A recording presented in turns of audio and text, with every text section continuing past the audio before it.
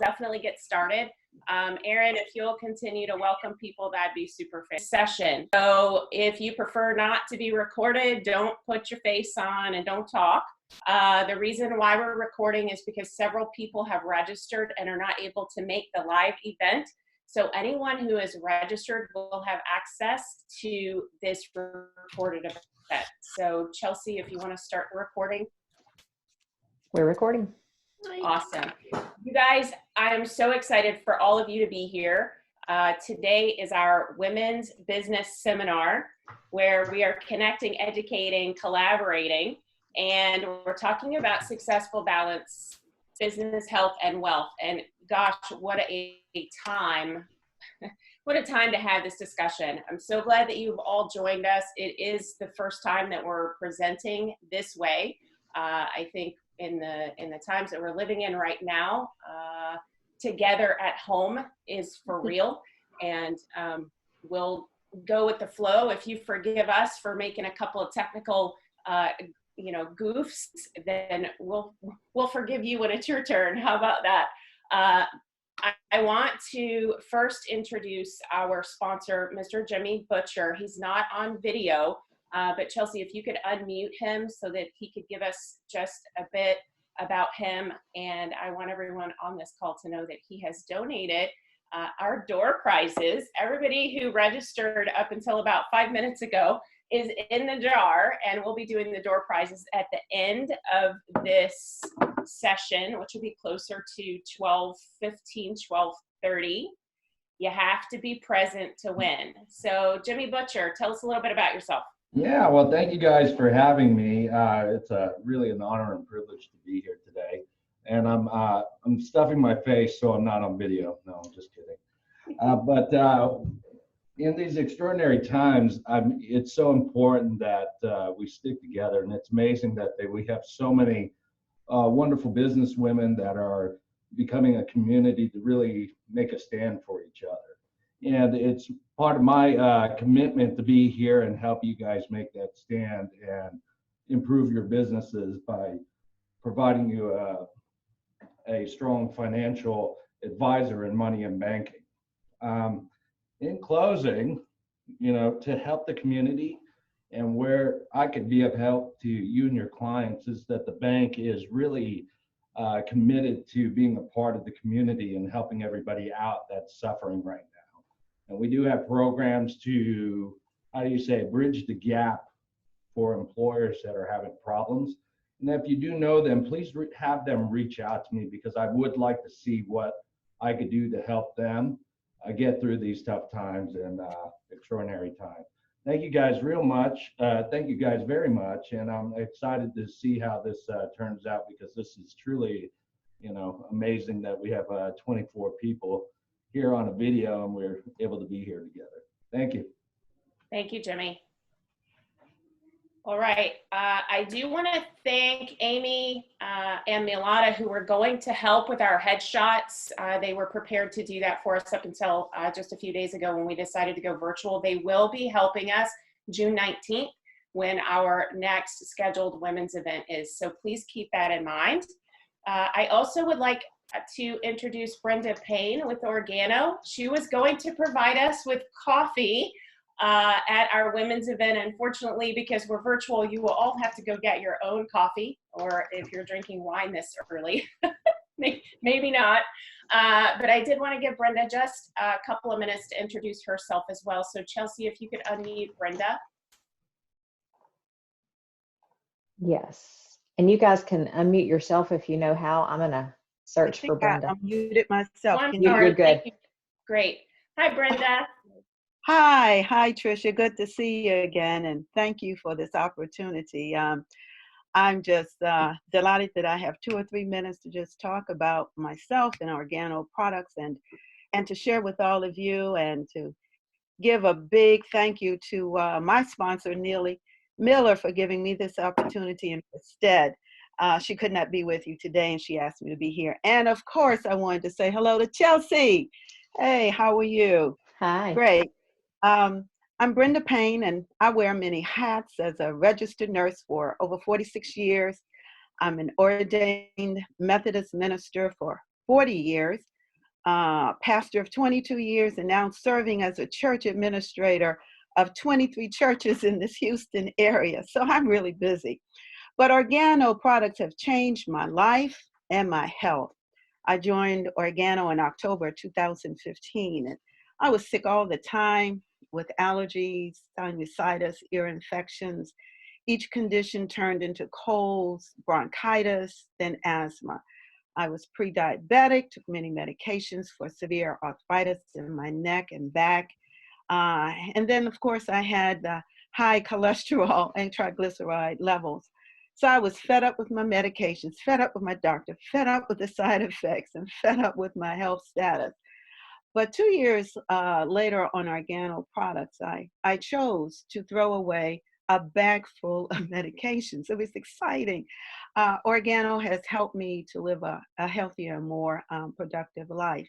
I'm no longer pre-diabetic. Arthritis does not limit my activity with any pain. My cholesterol, triglycerides levels are closer to normal levels now. And I'm really excited.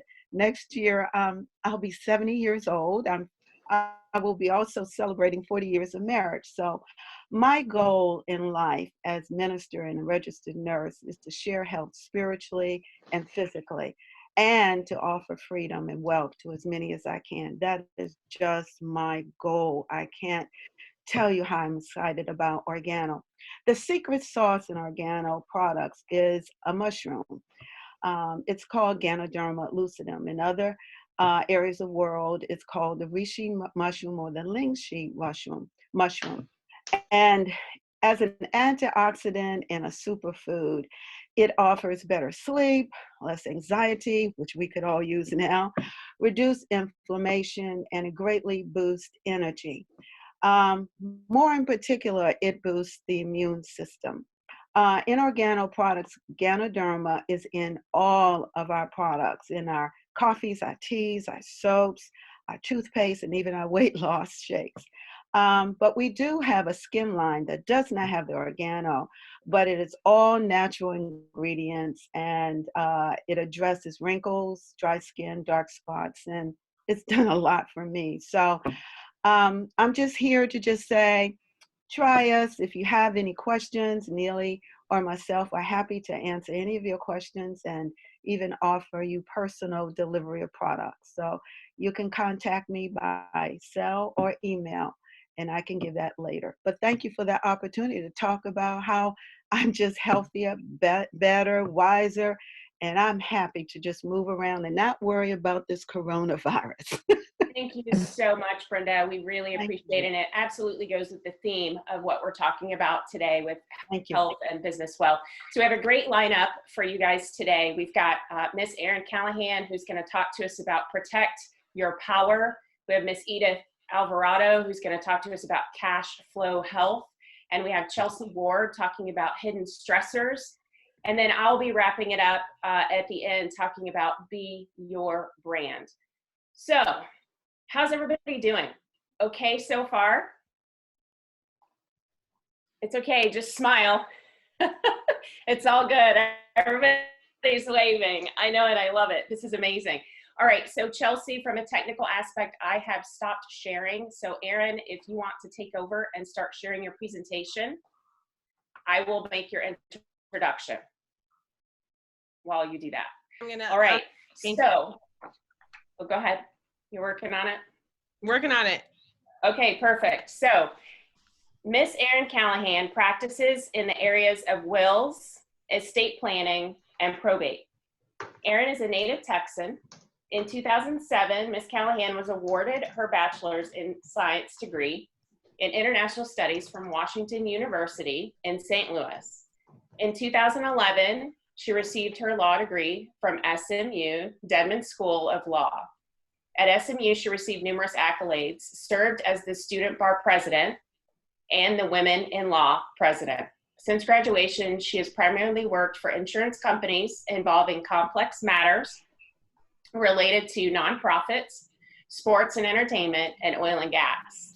Not only is Erin an excellent attorney, but she is also a businesswoman who understands the complexities of running a company. She's held several board of director positions, including Atlantic Housing Foundation, Dallas Women's Lawyers Association, and currently she serves as the Miss JD board chair. I give you Miss Erin Callahan.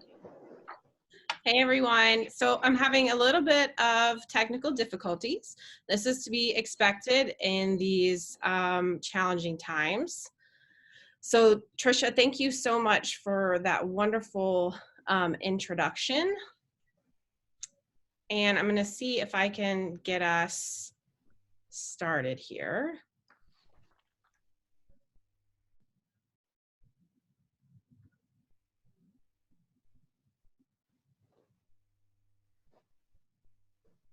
It is, do you want to just take us through the talking points, Erin? We can always send the presentation out after. I can in just a minute. I'd love to get it up and running visually for everybody though. It obviously makes a huge difference. So while Erin is doing that, you guys want to draw for a door prize? I know I said we we're going to take it to the end, but maybe we can do that now. So Jim has donated. Jim, I think you told me we've got one $20 Amazon gift card, so you can shop from home. And then we got a couple of other Amazon gift cards, so you can shop at home. Got two smaller ones, so two $10 ones and one $20 one. Okay, perfect. Thank you, Jim. All right, I'm going to draw a name out of the jar. If you did not register before 10:30 this morning, your name is not in the jar. I'm sorry. All right, so I'm drawing for a $10 Amazon gift card. Just so you guys know, I really like pulling a name out of here. Okay. No cheating. And the winner is, by the way, you have to be on the call to win. Phoebe Ibrahim, are you on? Phoebe? She'll be sad when she watches the recording. BB is not with us. You missed out, sister. All right, one more. How you doing, Erin?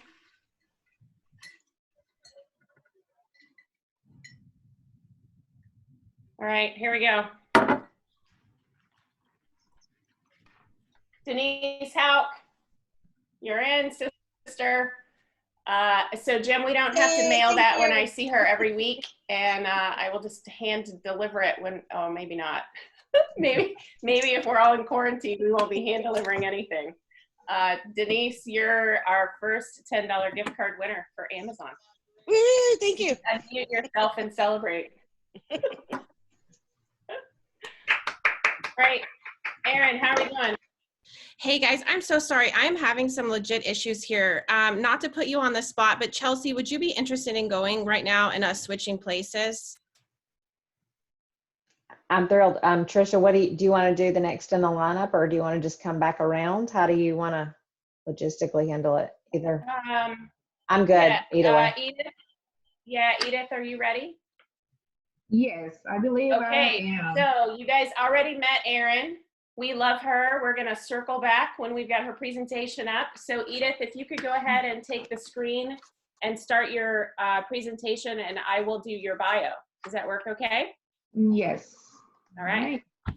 So Edith's experience includes advising, developing, and implementing the best tax solutions for clients' international assignment needs. These solutions include performing cost projections of foreign assignments, preparing tax equalization calculations, preparing and signing expat and foreign national tax returns, and assisting individuals with their foreign account reporting needs. Edith has always been passionate about learning, improving, and sharing knowledge. After working for large accounting firms, she decided to focus her passion in accounting to also serve small to medium-sized business owners. She strives to educate, collaborate, and provide high value to her clients by providing proactive advice on tax-saving strategies, accounting process efficiency, among other services to help her clients focus on growing their business. Everyone welcome Edith Alvarado, who's going to talk to us today about cash flow health. I like the clap, thanks. So thank you very much, Trisha. Can you see my screen, first of Yes. all? Okay, perfect. So as Trisha was saying, I've actually graduated from the University of Houston with a master's degree in accounting, and I work with 3 major accounting firms, PwC, Deloitte, and KPMG, back in my days when I did not have my business. But now I have EE Accounting Solutions, and I started that business or my accounting firm like about 3 years ago. I think I'm going actually on my 4th year this year, and I'm very excited about that and what I'm doing with what I'm doing with the small businesses. So my career has been over 13 years, just serving international international companies and now small to medium-sized businesses. And but I probably mainly focus on the small businesses side since I started my accounting firm, because I feel that those are the ones that need the most help. Large, corporations, that's great, but it's near to my heart is really the small businesses. So now that I work with the small businesses, I feel that no strategy fits everyone. So I work really hard to customize solutions for the clients, for every client, that is unique for them. And I'm always all about performance, innovation, and creating solutions and having quality service for them that would actually add value to their business.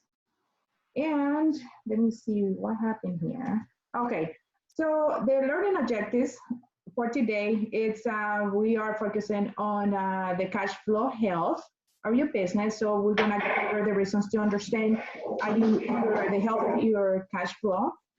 Also, I'm going to show you how to interpret your cash flow statement, and I'm going to show you how to tell if you're considered to be healthy or unhealthy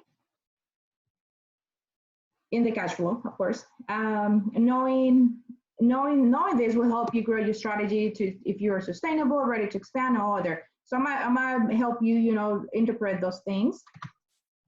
And also I will create like a simple budget or statement, or have that ready for you. And so we're going to go over the simple budget or statement of cash flow for a startup business, or maybe just, you just need something very simple. So what is a cash flow statement and what you should know? So it's one of the 4 financial statements that are most relevant for a business. It reveals how the business receives, spends money, like operating, investing, and financing. It provides information on the overall health and performance of a business over a period of time. And so it will tell you how the money that comes in, so that's the inflow of cash, needed to cover expenses. So it's either, I know that it sounds like maybe a profit and loss, but it's not a profit and loss, because it's like the inflow of cash. So it could be either money that you lend from a bank, or maybe money that you invested. So it tells you where the money comes from. And then it reflects on the firm's liquidity, and not the profitability. And it's often requested by government agencies in audits, also by investors, commission bankers for financing purposes. And of course, knowing will create less stress in your life. So just to give you an overview of the financial statements that are available for small businesses, if you work on creating those with a bookkeeper or a CPA, you will see that you will see most than anything the balance sheet, the profit and loss, and the statement of equity and the cash flow. Those are the ones that sounds like a mystery to most people.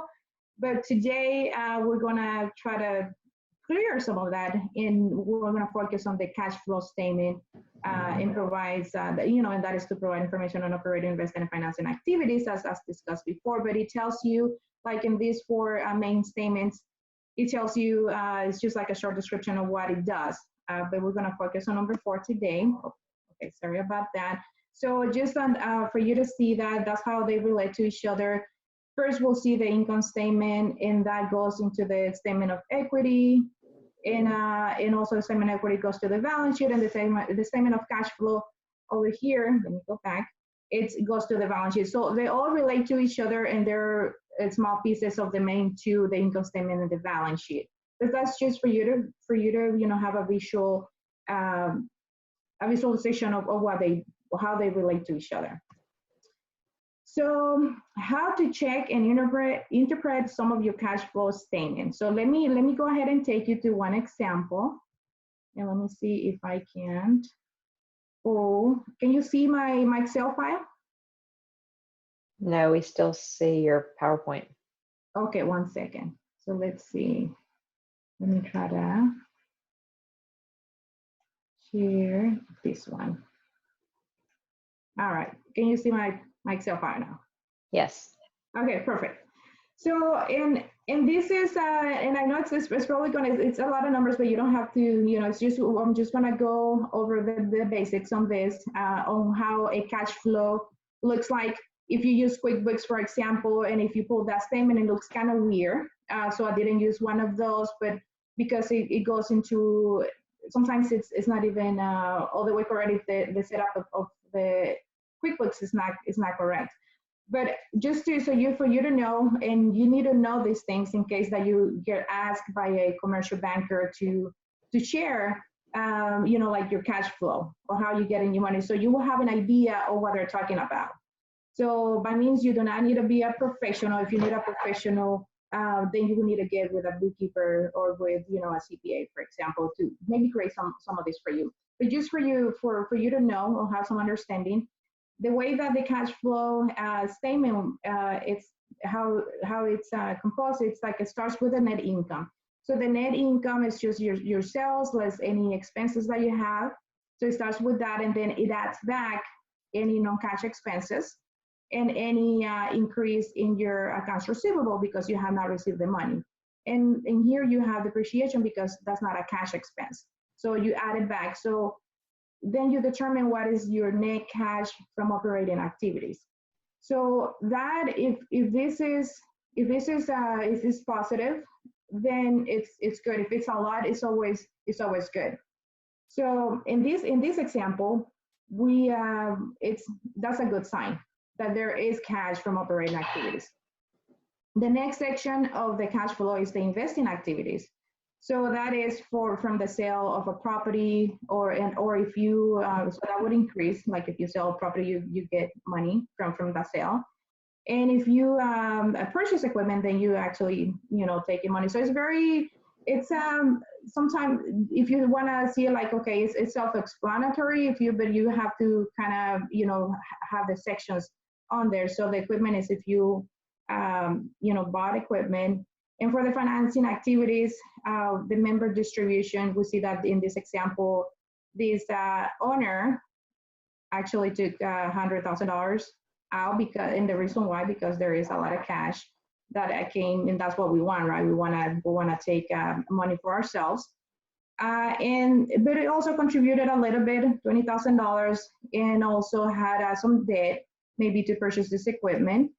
And so the net cash flow from financing activities, then you would add all of that in that section, and you start with the beginning. Let's see, so that's the net cash from the period for this period, and then you add the beginning. So the cash at the end of the period, it's $191, and so maybe at the beginning of a business, this cash is not going to be a lot, so you would probably have to borrow a lot.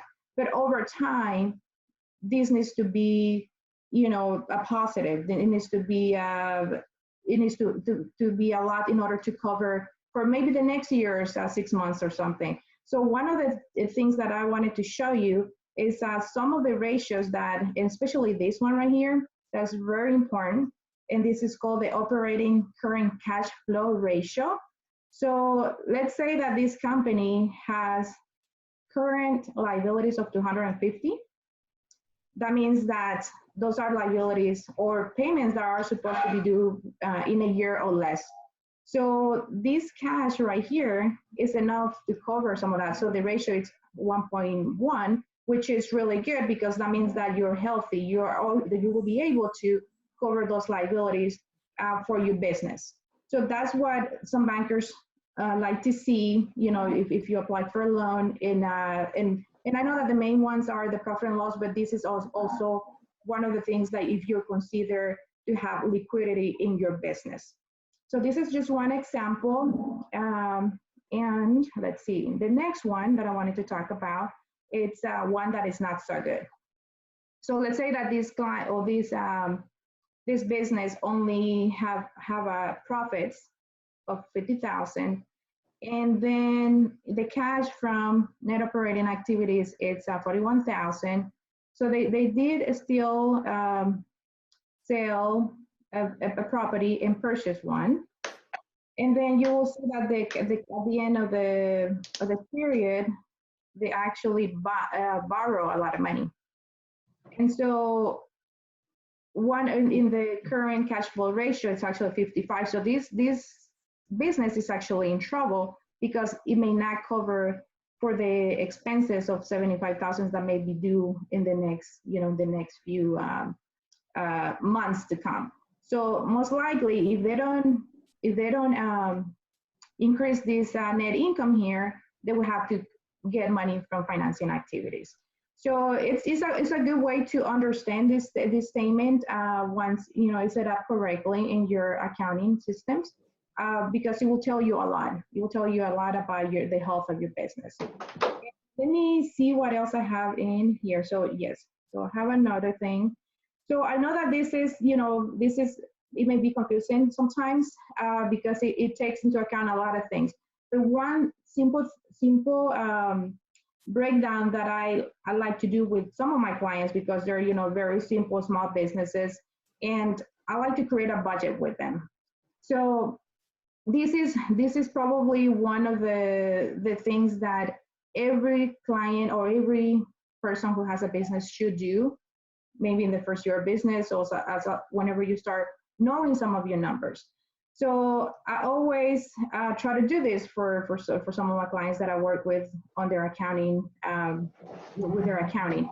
So, and this is not something that is in QuickBooks because it's more customized. QuickBooks gives you some tools for budgeting, but I take it down to Excel and customize it for some of my clients because it's not going to be the same for everyone.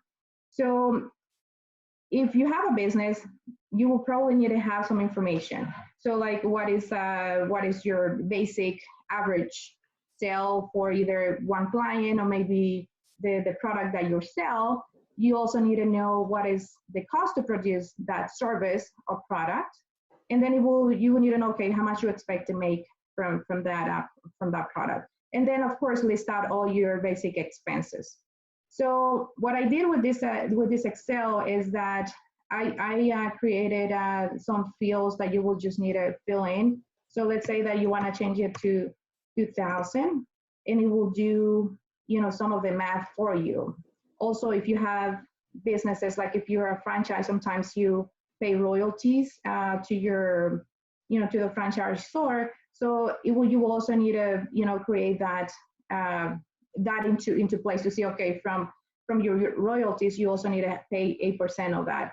Or maybe you need to pay commissions to your employees. So you also need to take of that, and that it will be based on like maybe your sales or maybe your gross profits. So you need to work with either your bookkeeper or your CPA if you want to know these things. So the budget in QuickBooks is not going to do those things for you. You will have to take it down a little bit more, with more some other analysis. So if you are interested in something like in this spreadsheet, please let me know because I could make it available for you. But so like this is like a budget, right? So in here, you will have like the net operating income, but this tells one story. So it tells you, okay, what the profitability may be for, or you're expected to have for your business and the next year. But what about, it's missing something, right? Like if you're not doing that other this analysis here because you're not in business for a long time, or you don't have that information, or you don't know how to do it. One simple thing that I do for my clients is that, okay, well, what other payments do you have that are not in the profit and loss? So take it down to the loans or maybe credit cards. And so I just, we just add the lines that they need to pay for those items. And then we say, okay, well, maybe to break even, in this case, we probably need 28, let's see, that's 28. 1 second. So this is 20, so this is 15. Let's say that the sale for that client is 15, and then you need 28 clients to break even for this particular example, almost to break even. So you just have like $390 in profits. But let's say that you also have some other bills that are not showing on here. So that is the loans that goes into the balance sheet. So you would include those here. So you actually, and you were gonna be needing some more money to pay that. So you actually need 32 clients to cover that. So with some other, like with additional clients, you will be able to actually cover for the loans as well. So those are the things that small businesses, maybe this is more simple if you are planning to see, okay, how many clients I need to hustle for, you know, for my business in order to cover my expenses, also cover, you know, for the loans that I have, and in order for not to inject any more money for from financing activities, or maybe put in my own money that I have saved up. You know, so this is information that will put a number in your mind for you to go out there and have, you know, goals and do better, not just winging it, you know, in your business. So let me go ahead and see if I have anything else on here. Yes. So Edith, there was one question in the chat, and for those who are not familiar with using Zoom, there is a chat window in case you have questions. One of the participants asked if storing their either budget or some kind of numbers in Google Docs is okay. Is it safe for them to store this type of information in a Google Doc in the cloud? Like I wouldn't, like if there's something that you have to use a password, for example, for, you know, to get into that account, then, you know, it will be okay. I wouldn't include like any other information, you know, like social security numbers or anything. But if it's, you know, just your numbers, that will be very sensitive information.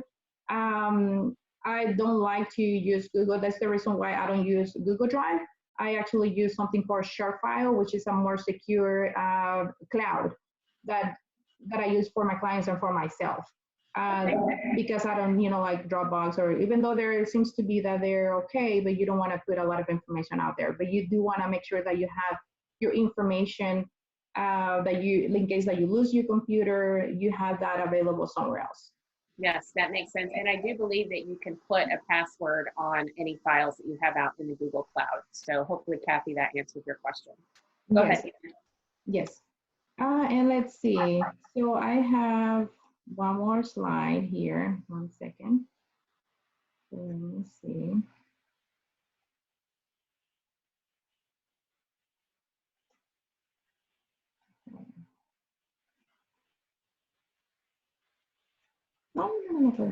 Sorry.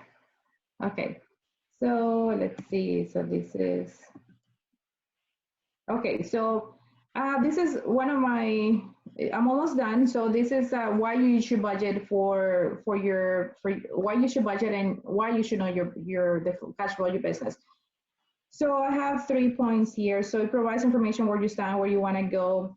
And of course, it increases your chances of succeeding. And if you know your budget, you will be able to know if you're ready to spend. So like in the first example, we saw that there was a lot of cash there. Even the owner was able to take $100,000. So that means that if they want to grow, maybe the owner doesn't want to take that. Maybe they want to invest it into another store, or to expand the business, maybe invest more in advertising. So there are a lot of things that, you know, you will be able to tell if you know your cash flow and know where to use it. And so I have a quote here that it has an unknown author, but it says that revenue is vanity, profit is sanity, but cash is king. And if you have any questions, I don't know how we're gonna do this, if we're gonna come back to it, or if we can do address questions now. Trisha? Yeah, so Edith, we have about 90 seconds left. If anyone has a question and you just want to hear questions, and then we'll move on. All right, well, while we're waiting, I do want to draw your attention to something that Jim Butcher put in the chat.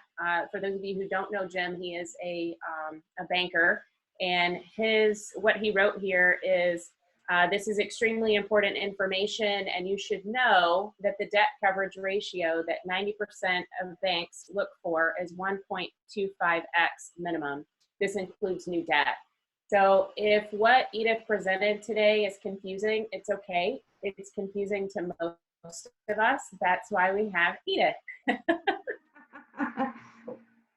And as I say, you know, like if I know that for new businesses, it's really hard sometimes to even hire a bookkeeper or even, you know, to understand these things. It's always good to get a training or to invest it, because it will just help you. And so if you also want this, you know, this Excel, I'm happy to send it to the ones that are in the call today.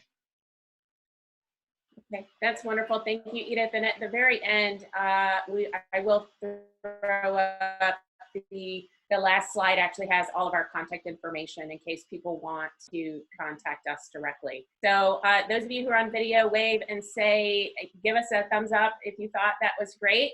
Yay. Okay, great job, Edith. Thank you, everyone, for being patient with our technology.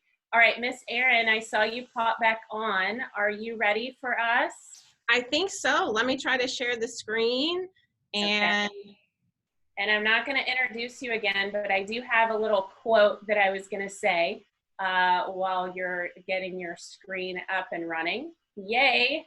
All right, it's working. So the one quote that I have for you right now is, and one day she discovered that she was fierce and strong and full of fire, and that not even she could hold herself back because her passion burned brighter than her fears. That's wonderful. Thank you for sharing, Trisha. You surprised me. I didn't know you were going to do that. All right, it's all you, girl. Hello, everybody. Welcome. Good morning. Okay, so I'm gonna try to make this as interactive as possible. So can I get waves from everybody that is still on? You're here today. I'm excited. Hi. Okay. So my name is Erin Callahan. I own the law firm, the law office of Erin C. Callahan. And you should see, can everybody see my screen right now, the PowerPoint? Does it look okay? Beautiful. Okay, thank you, Chelsie. Okay, so this is my website, just so that you kind of know what it looks like. But we focus on wills, estates, trust, and I'm sure that I know that a lot of you have asked me before, what is estate planning? So estate plan is essentially a will, it's a trust, or it's your ancillary documents, which is your power of attorney documents, your healthcare documents, those types of things. So that's all estate planning is. And so let me have a show of hands. How many of you have a Facebook account? Raise your hand if you have one. Okay, you have an estate. So one of the most common questions that I get all the time is, well, I don't really have a lot. I don't have an estate. If you have a Facebook account, you have an estate. You have a digital estate. If you own a house, you have an estate. If you have a car or own a car, you have an estate. So even though it's this fancy word, it really just means that you own property, personal property, any digital property, and then of course, real estate as well. Okay, so we're going to go to the next screen here, and just to kind of expand on a little bit more of what I do, we talked about wills and trusts and the power of attorneys. I also do a little bit of elder law and guardianships and small business law as well. So I work with small business owners on things ranging from helping them with a lease to having an employee handbook, or just those day-to-day questions that come up in owning a business. So no decision is a decision. It's a decision not to plan. And do you want to be the one kind of standing in the middle of the road? Is that really what you want? And so that's what we're going to talk a little bit about today, is finding your power and making those decisions that, although they're hard, they're really important. We don't want you to not plan. Okay, so I know it's on the top of everybody's mind, so we're just going to talk about it at the beginning, get it out there, and answer your questions. So COVID-19, what are the top documents that are going to help you protect your power, and what are those 3 different types? So first is your medical power of attorney. So your medical power of attorney is a document that allows someone to essentially step into your shoes or step into your place and make decisions for you. So that might be what type of care you need or what type of treatment you need, whether you need a surgery or not. That decision, that person that you put in your shoes is going to be the one making those decisions for you when you're not able to. Now, that doesn't mean if you break your foot that they're going to be stepping in and having control over your health care. It's for serious conditions where you no longer have capacity. That's when they're going to be stepping into your shoes. So if you're in a coma, if somehow you have some type of traumatic brain injury that's not a coma, something where you're not able to make those choices. So you're not giving away your power, you are protecting your power. The second document is your healthcare directive. It's called a lot of different things. It's called, we've heard, living will in some states, healthcare directive, physician's directive. It has multiple names, but this is the document where you make your end of life decisions. So this is where you're going to talk about what type of care you want towards the end of your life. It gives you 2 different scenarios. It gives you a scenario if you have less than 6, an illness that you've been given a prognosis of less than 6 months to live. And it also gives you the second scenario, which is if you have some type of long-term, but not necessarily anything relation to time. So such as dementia or Alzheimer's, something like that. And so within that document, you'll select if you want it to include tube feeding, not include tube feeding, and things like that. And there's also a special instruction section where you can give specific things. If, say, for example, there are specific surgeries that you don't want to ever have, you can put that in there, or anything like that. The third document is your HIPAA authorization. So this document it's very common in Texas. In other states, it's included in the medical power of attorney. That's not how we do it in Texas. The law essentially says it has to be express authority, which means something that stands on its own, but it's fairly simple. So all the HIPAA authorization does is give somebody the right or the power to view your protected health information. So it's not necessarily, they're not going to be making any decisions for you. It's only to view or access that health information. So this comes up a lot of times between spouses and family members. If you need to help pay a bill and maybe you don't have other documents in place, or you're having some trouble from the company, there is coding on the bills, and without a HIPAA authorization, a lot of times they will not even let you send you a copy of the bill or let you pay the bill. And so that's one of the reasons why we have the HIPAA. It comes up in other situations, but those are the most typical. I kind of see it for ambulance companies. Companies like that are kind of outside the hospital. Okay, so I know I've thrown a lot of information at you guys, so I thought I would take a quick break in the presentation. And I know we have an option down here for questions. And so I wanted to see if at this point in time, anybody had any questions.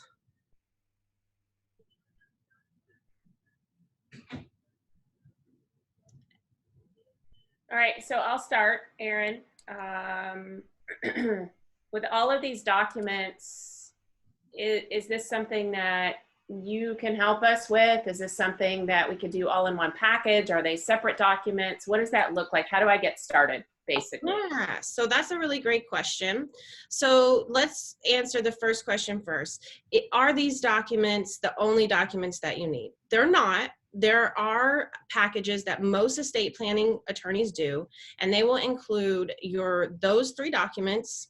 They will also include your will, and then they also will include a couple other documents that are not necessarily healthcare related, but also important.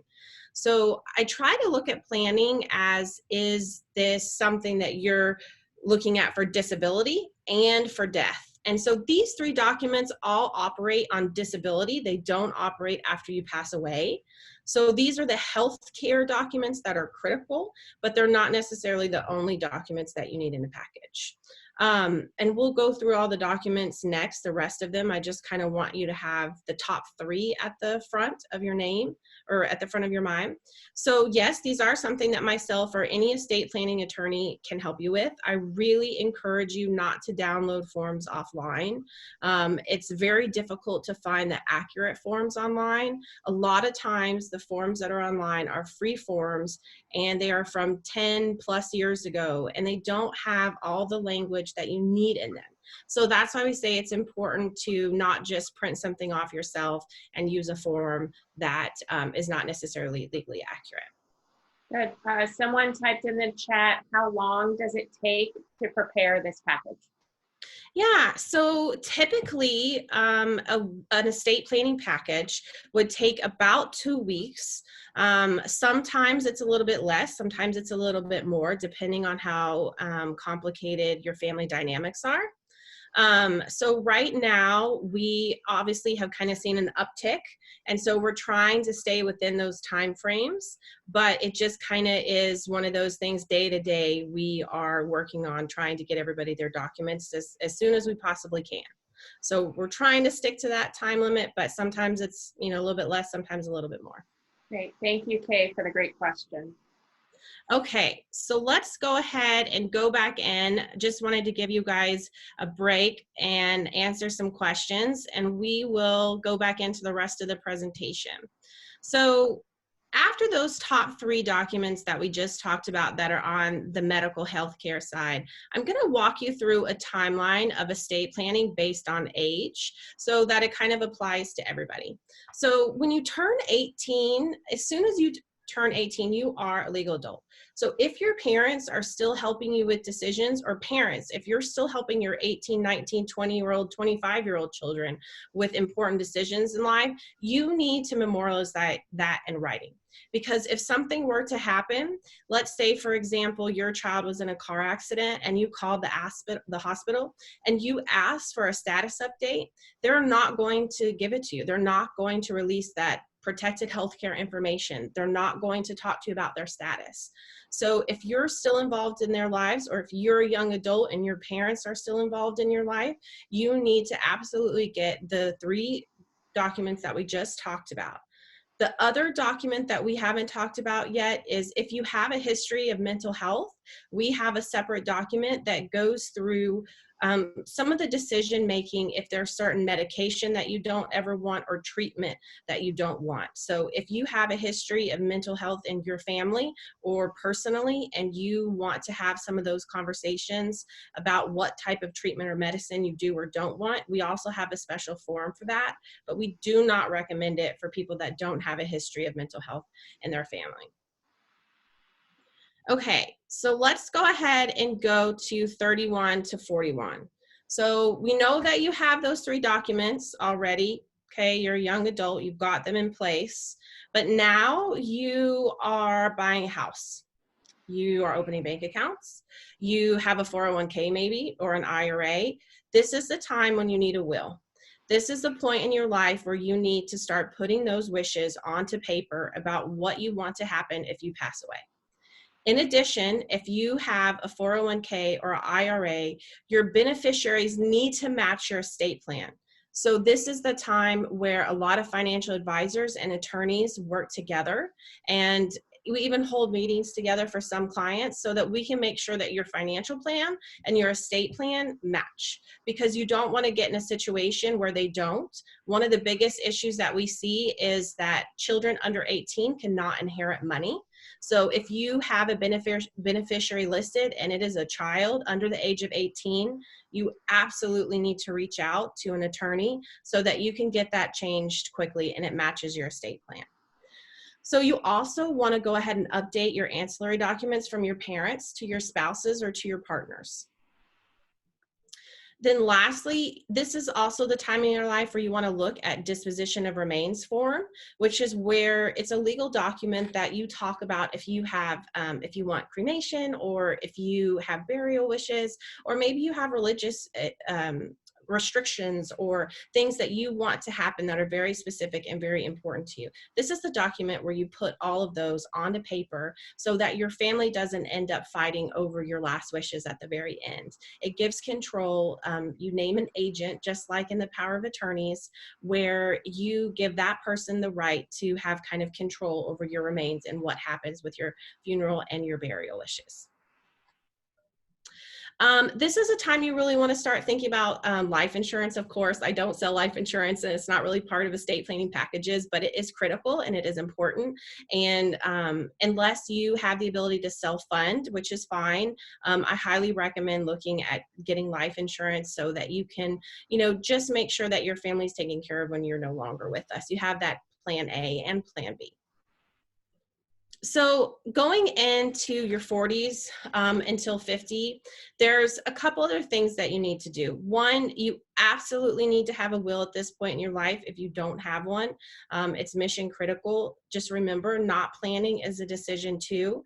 And if you don't list on there who you want your property to go to, the state of Texas will do it for you. It doesn't necessarily mean that the state of Texas will get your money. We don't really have that particular issue because there's so many descendants that it goes to. If not this person, then this person, then this person. But the bigger issue is that it might not trickle down the way that you want it to. And it also leaves the open door for families to argue over who gets what. And before I opened my own practice, I worked for a small law firm. And that's essentially one of the big things that they did. They did litigation and estate planning. And on the litigation side, what would happen is somebody would pass away without a will, and then all the family members would start to argue about it. And it was not a fulfilling job because it was heartbreaking to see seniors out on the street because children were kicking them out of mom's house. It was heartbreaking to see disabled family members that were getting left behind because they didn't have money for legal funds to fight it. So when you decide not to plan, you put all of that up in the air. And it's not so much that you don't have a will, it's that you open the door of this risk for your family, that one family member will file a lawsuit and make it hard on the people that you love. 41 to 50, start meeting with your estate planning attorney annually, like your financial planner. It's critical. Laws change every year. Sometimes every couple months we might get an update. It depends on what's going on in the community and with the economy. So that's one big thing that I think is really critical once you get to your 40s. Make sure, we mentioned it a little bit before, but you probably after 41, you're starting to develop your assets. So please, please make sure you're not listing children under 18 as beneficiaries because they cannot inherit money outright. Okay, estate planning by age. So we're going to go to 50 to 75. So we want you at this point in time to, make sure you're updating your will and your ancillary documents, staying on top of it, meeting with your attorney every year.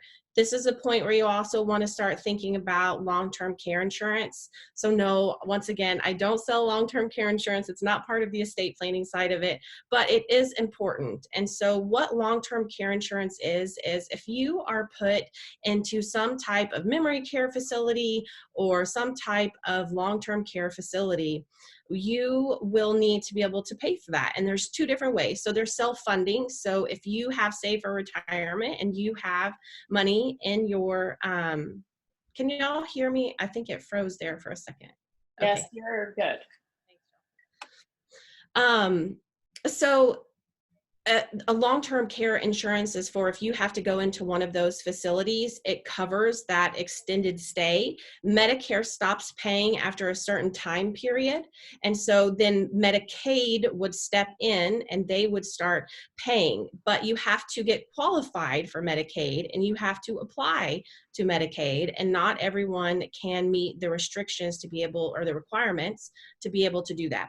So long-term care insurance, steps in when you are not able to meet Medicaid or you're not able to self-fund.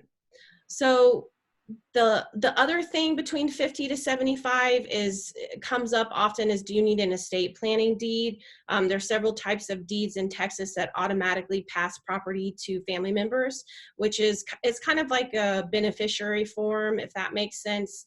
You fill out a deed and say who you want your house to go to, and then it can pass outside of probate. So often elderly parents will give the house to one or two children so that they don't have to worry about the title later on in the probate.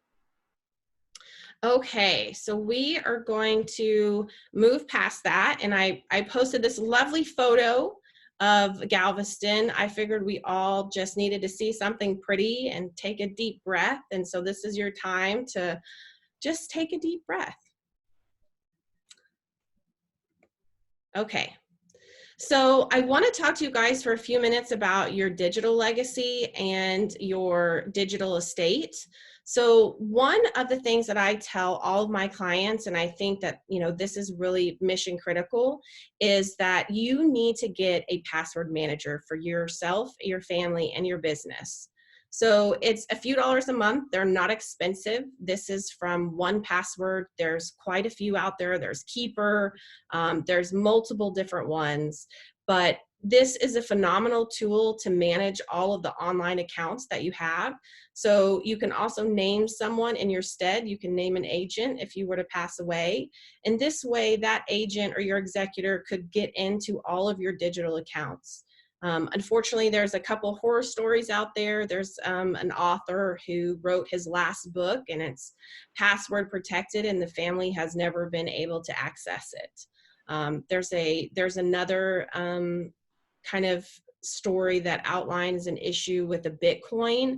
Somebody had early invested in Bitcoin and amassed quite a high amount in their account, and family members were not able to crack the password and log in. And right now it's still sitting out there. I'm sure they're still trying to crack it. I haven't heard any updates on that one. So this is why it's just really, really, if you do one thing today or take away one thing from my talk, this is what I want you to take away. Get a password organizer, a keeper, so that you can protect that digital legacy that you have, so that your family doesn't have the nightmare of trying to figure out your 50 passwords for your 100 accounts online. And I know you think, oh, I don't have 100 accounts online. Yes, you do. When you add up your TXU and your Facebook and Snapchat, and you know, the list goes on and on. One of the neat things that 1Password does is it gives you the opportunity to digitally upload all of the accounts that you've already saved on your computer. Please go back and then delete those from your computer, or it defeats the purpose.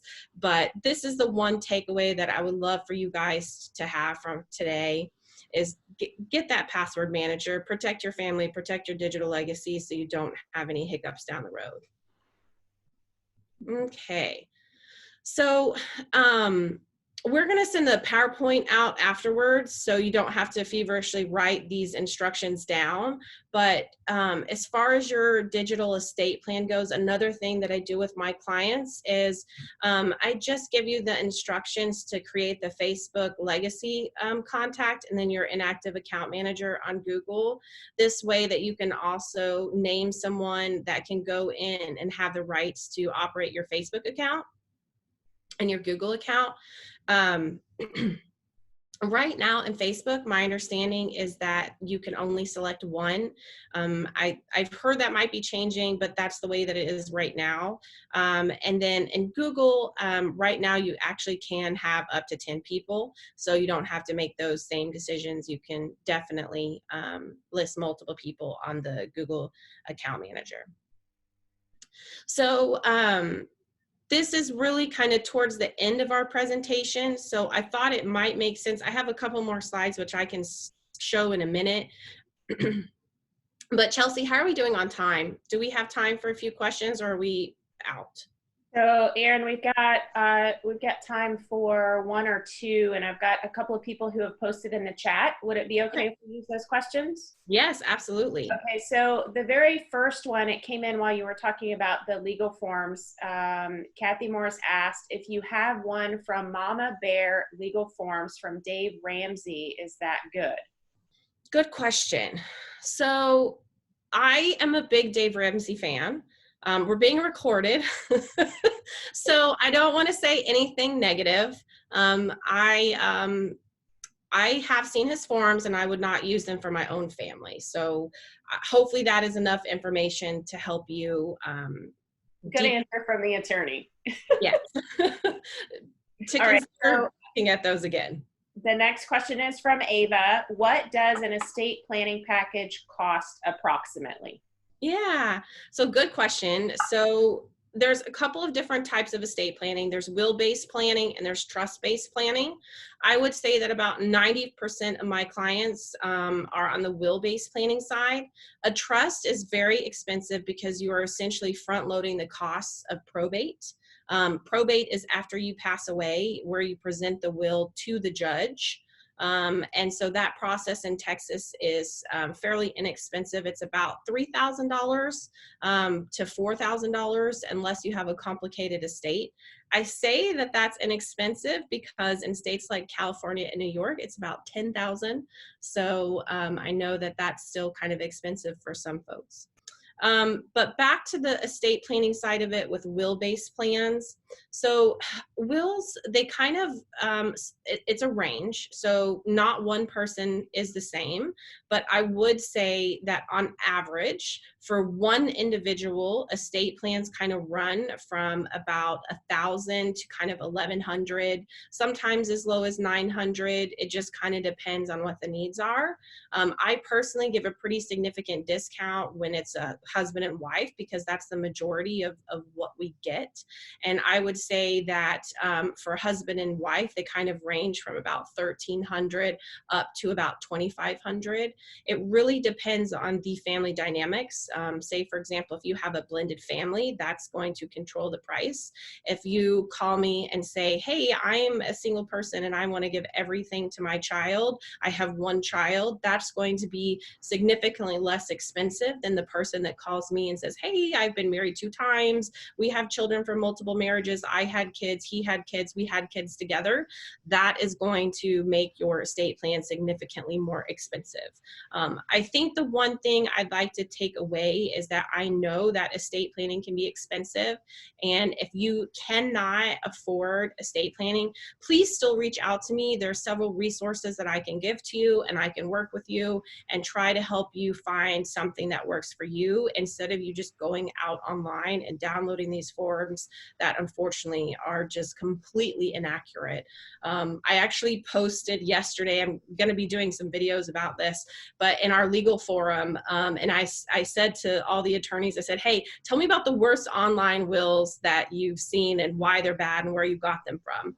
And not because I'm going to call out names, but because I wanted to see kind of what all everybody was experiencing on the legal side. And I had somebody send me a link to a website, which I will not name. And essentially it went on and on about how much they love their wife and how they just, you know, so sad that they passed away, but they never mentioned that they actually want to leave everything to the wife. So it was essentially a document that talked about the love and their family, and it didn't actually do what it needed to do, which was to give everything to the spouse. So it can be really interesting out there. So Erin, for the sake of time, we love you and we have lots of questions for you, but so that we can move on, I would just ask that Erin, while we go on to the next speaker, there are a couple of questions in the chat box, and I would just ask if you would answer people. I missed one from Kay that was a little bit earlier. It had scrolled off the screen. Forgive me, Kay. And there were a couple more at the bottom. So if you wouldn't mind addressing those, yes, that would be fantastic. So actually, can I say something really quick? Yes, go right ahead. If you guys, I think you submitted some questions. I am not able to kind of answer them for legalities based on the 2 questions that were asked. But if you will reach out to me, I will talk to you about those questions and give you some responses orally. My email is erin@ecallahan.com.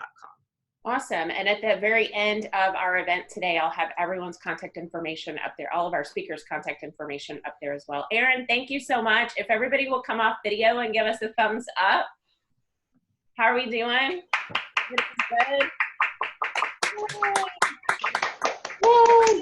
Ask the technology issues, right? I think it must be time for a door prize drawing. What do you guys think? Yay. Oh, Erin, you have a little doodad up there. I was trying to close it, but it's on your screen, not mine. Oh my gosh. Well, let me fix that. Okay, I'm going back in the cup. You must be present to win. It is another $10 Amazon gift card donated by my friend Jimmy Butcher with Allegiance Bank. Woohoo! Go Jimmy Butcher. All right, here we go. Drum roll, please. Anyone?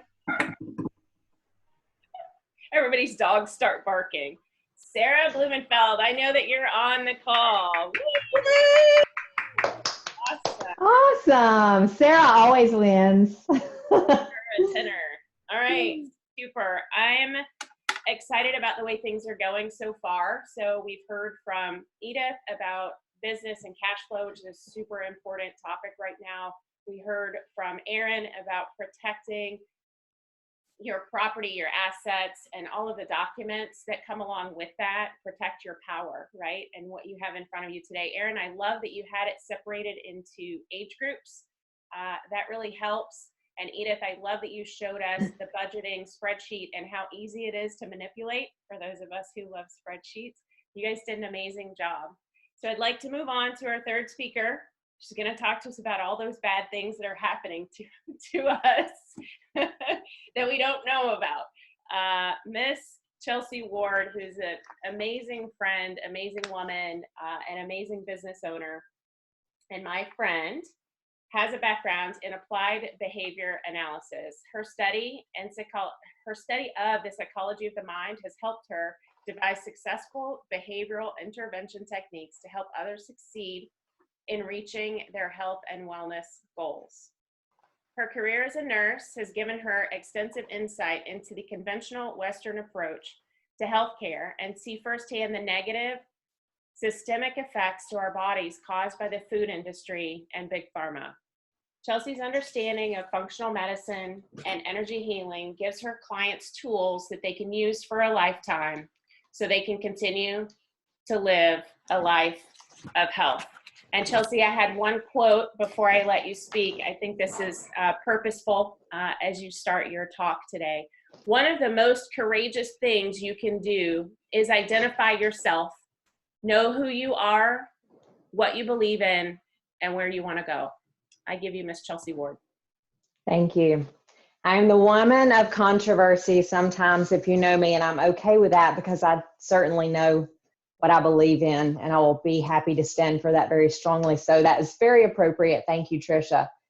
And I am going to just start this talk with, we all kind of know where we are here in the world. You know, everything that's going on is impacting our entire world. One of the first questions I begin to ask people when I start working with them as a client is, how much stress are you under? Because we don't think about how stress impacts us. And the answer I get typically revolves around emotional health. And I asked a very close friend this very recently, and I'm not going to call her name, but she told me about her stress, and we started talking about hidden stressors. And I thought this talk was appropriate for today because a lot of us are under emotional stress, especially many of us are entrepreneurs and business owners. And right now can be a little shaking moment for all of us in our business. And we come to this place where we begin to ask ourselves, is this what we want to continue to do? Or do we go back into the workforce? And I know I've heard that from many of you. And today I just want to encourage you, but I want to share with you a little bit of information on things that are stressing you that you may not know about, that are already bringing stress. So when we bring in those emotional stressors on top of these things that I'm going to talk about today, then it gives us an even greater stressful impact on the body. But I'm going to leave you with some tools that you can use that I implement with my clients every single day. And these are things that they use to mitigate stressors in their own lives, and they absolutely work very well. So my topic today is hidden stressors, and I'm just going to share with you a little bit about stress and the fact that let me see if I can get my slide to advance. Okay. So we don't think about stress and how it impacts us in our physical body as a whole, but stress actually makes up 70 to 90% of the illnesses, they're actually caused by stress. And it's a factor in 5 out of the 6 leading causes of death. So if we think about the things that are causing death, 5 out of 6 of those are stress related. That is a huge number. And actually, stress has turned into a $1 trillion epidemic.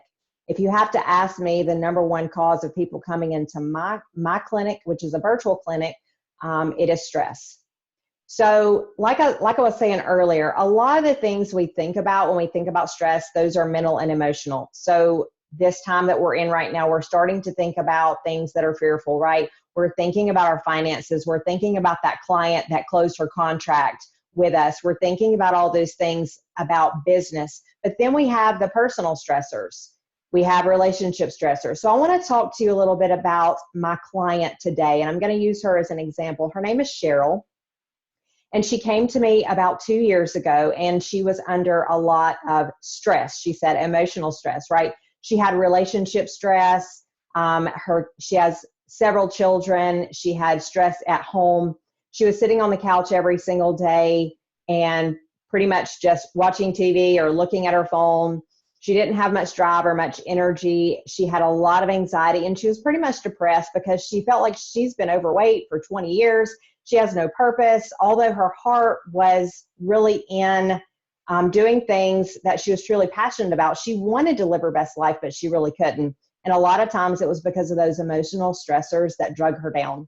So what I do is I work with busy professionals, and I help them when they have lost their drive and energy for unknown reasons. And I help them get back to the basics of healthy living so that they can truly live their best life. And that's exactly what we did with Cheryl. So a lot of times, the second type of stress I want to talk to you about today is physical stress. And this can happen anytime we experience an accident or any kind of trauma. If there's trauma to the body in any way, then we can have physical stress. The thing about physical stress that's very interesting is that we may not immediately experience pain from that. We can experience pain over time, and it's something that can accumulate and then manifest over time. One odd thing about physical stress is that if we're under emotional stress or some other type of stress, and even if it's years later, that physical pain can begin to manifest. Those two types of stress are not really where I want to focus with you today, though. I want to talk to you about the chemical or functional stressors. And I've created an acronym for this called hidden stress. Now, these hidden stressors may require investigation. So let's go back to Cheryl. We were talking about her and her, using her as an example. And you can see my little acronym. If you can look on the right side of the screen, you're going to see that I have outlined what the acronym stands for. And as I was working with Cheryl, she had imbalance in almost every one of these areas. We don't think about it, right? Because we're focused on those emotional stressors when we consider stress. But let's go through these and talk about where our hidden stress actually lies in the body. Hidden stressors, number one, come from hormones, and that's the H in the acronym. And H, when we talk about hormones, we're a lot of times thinking about things that we're taking, right? So if we're women, we're close to menopause, where a lot of those things will probably have a lot of middle-aged women, and we're entering into those phases where our hormones are kind of going a little bit crazy. We're going to the doctor and we're getting hormones. We can take them orally, we can take them in a cream. But that's not the only thing that disrupts our own personal hormones within our body. We actually have hormone disruption coming in because we have toxins in the facial creams that we're wearing. We have toxins in the makeup that we're wearing. So if we're wearing lip plumpers or wrinkle smoothers or any of those things, we're actually pumping fake estrogens into our body every single day, and it's disrupting our natural hormones. Now, that's just one of the ways, but I'll go ahead and move on to the I in hidden stressors, and that's our immune system. So Cheryl came to me, and number one, we thought there could be an autoimmune disease, and we did some testing and realized that that wasn't the case for her, but she did have some chronic illnesses, things that she got on a regular basis all the time, right? If you're the type of person that gets a cold every time it comes around or a flu every time it comes around, or if you even have seasonal allergies, then we know that your immune system is either overreacting or underreacting, and that's the reason you get a response. But this is another stressor on the body.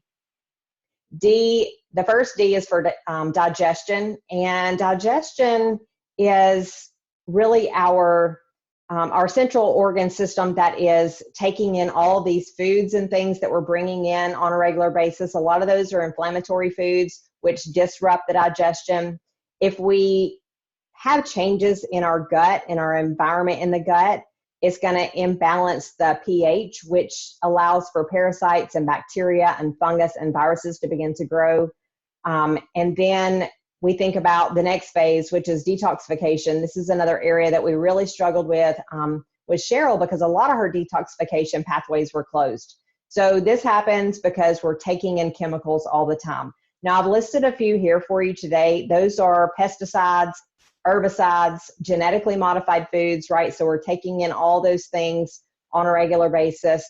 Also prescription medications, or even over-the-counter medications, or when we have those allergies or chronic illnesses and we're going to the doctor and we're getting antibiotics and things like that, those are stressors on the body.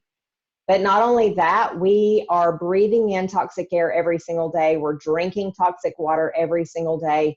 And if we don't work on opening up those detox pathways, then we're going to become stressed over time. Another area that I really needed to focus on was Cheryl, and it's the E in hidden stressors, and that is energy production. So as business owners and as entrepreneurs, a lot of us can get in that mindset of, I got to get it done. I got to get it done. And we feel like we don't have time to sleep, right? So there's sleep deprivation. And then we're worried about the next thing. We're worried about that meeting tomorrow, that presentation that we have to give, that new client meeting. And then we're not taking the time to exercise because we don't have time to exercise. But can I tell you that sleep and exercise are two things that we can manage very easily and very simply. And if we do those two things, then it will increase our energy production and it'll actually make us more productive. So, and then the last area that I talked about with Cheryl was her nervous system. So Cheryl wasn't really consuming a lot of alcohol, but she was consuming a lot of caffeine. And those are the two biggest things, right? Especially for business owners and entrepreneurs. I got to get up, I got to have my coffee, and I'm not going to miss that cup of coffee. You can ask Brenda and Neely about this. They're both on the call. Their clients are not going to miss their cup of coffee, right? I'm probably not going to miss mine either. And a lot of people are going to go and they're going to have their wind down time after work, or they're going to go to happy hour because they've just had that stressful day. So this is huge with our area as well. And then all of these types of things, anytime there's a stressor on the body, we're going to see imbalance in blood sugar. The problem with an imbalance in our blood sugar is that it impacts every organ system in the body in a negative way. So these are some of the stressors that I want to focus on today that are actually hidden, that we don't really think about, right? Because this is not a fight with our boss. This is not an argument with our spouse. This is not Houston traffic. This is not any of those everyday stressors. This is things that are underlying stress that's actually causing problems in the body and in our immune system. So let me talk to you a little bit about this brain-body diagram. Now, this is probably a lot of information. You don't have to take it all in. It just kind of helps me stay organized. But if you look on the left side of the screen, you see all the areas that we talked about. These are the stressors, right? These cause distress in the body. The mental, emotional things are perceived stressors. They may not even be real stressors. And then we have the physical traumas, which bring in physical pain into our body. And where we've been focusing for this talk is on the chemical stressors. Those are the physiological stressors. So what happens in your physical body is that the brain actually tells your body what to do. It tells your body how to function on a regular basis, and it communicates with the body through things like blood, and our blood carries hormones, nutrients. It manages our immune system, and then it communicates through nerves. And those nerves, they basically, a lot of times, are doing things automatically for us, right? We don't have to think about breathing. We don't have to think about the fact that our heart is beating. We just have those things happening all the time. And another thing that I like to focus on, the brain-body connection, is our chi, or our energy. And I'm going to help you guys with a little activity in a little bit to help you balance some of that, so that you can help your brain better communicate with your body. But when we have homeostasis, or when we're at a state of ease and our body is functioning at 100% optimal function, then we have no symptoms of disease. But the minute something starts to malfunction, that's when those symptoms set in. So I sometimes have clients come to me and they talk to me about their normal headaches. And I'm like, what do you mean by normal headache? There is no such thing as a normal headache. Well, you know, the normal headaches, the ones that you just get on a regular basis for, you know, whatever reason, but the truth is that there is no normal symptom. A symptom in the body means that something is wrong. And if you notice, symptoms are at the very bottom of this cascade, and that's because symptoms are the last thing to show up. Symptoms, they may come to the point to where we feel like we need relief, right? So that's when we're going to our doctor and we're saying, hey, I've got this set of symptoms, what's going on? So, and this is kind of where Cheryl was when she came to me. She had gone actually to doctor after doctor and attempted to get help with her symptoms, but her symptoms never went away because her doctors were giving her pills and her doctors were talking to her about surgery and those types of things. So the problem with pills and surgery is that it's a relief care, and relief care is okay if you're working on getting to the root. But if the root of our issue is some of these hidden stressors, if our hormones are out of balance, if our immune system is shot, if we're not digesting our foods appropriately, if our detox pathways are closed, if we're not sleeping or exercising, and if we're fueling ourselves on caffeine and sugar and alcohol, then we're never going to get anywhere with these pills and surgery because we need to get to the root. Now, in my clinic, this is what I focus on is getting to the root and helping bring balance into the body.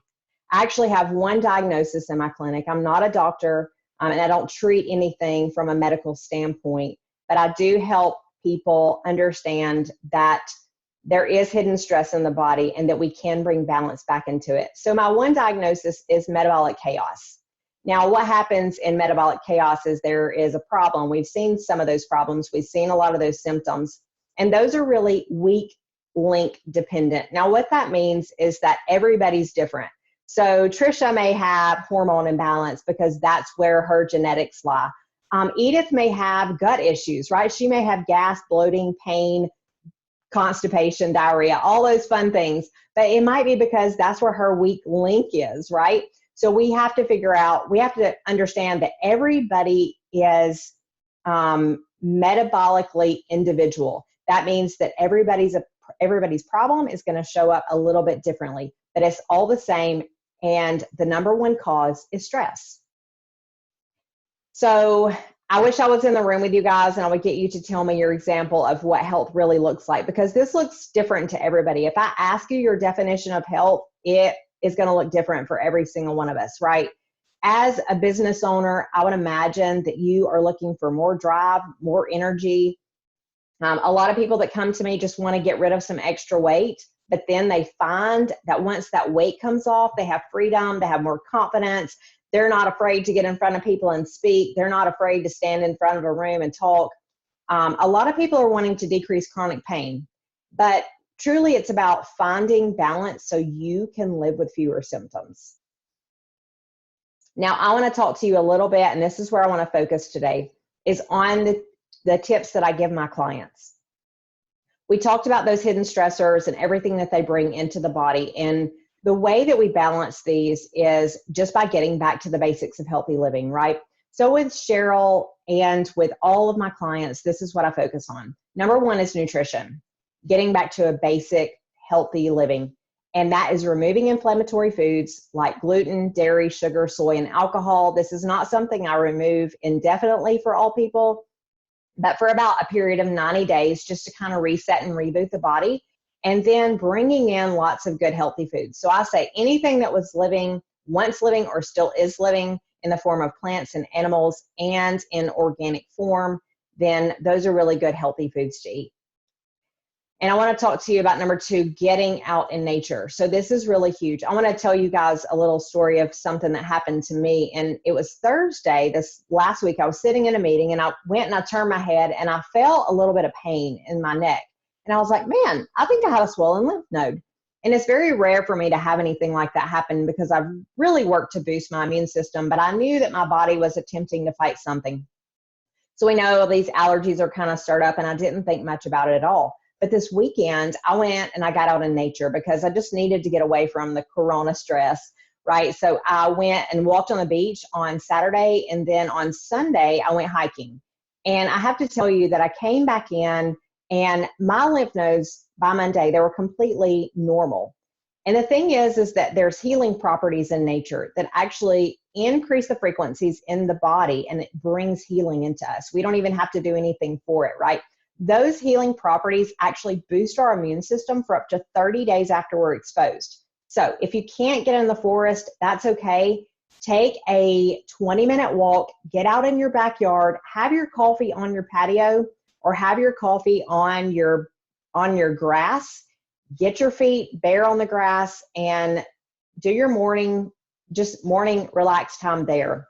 If you do that every morning, then you're really going to work on boosting your immune system. It helps ground you to the earth and increases your immune health.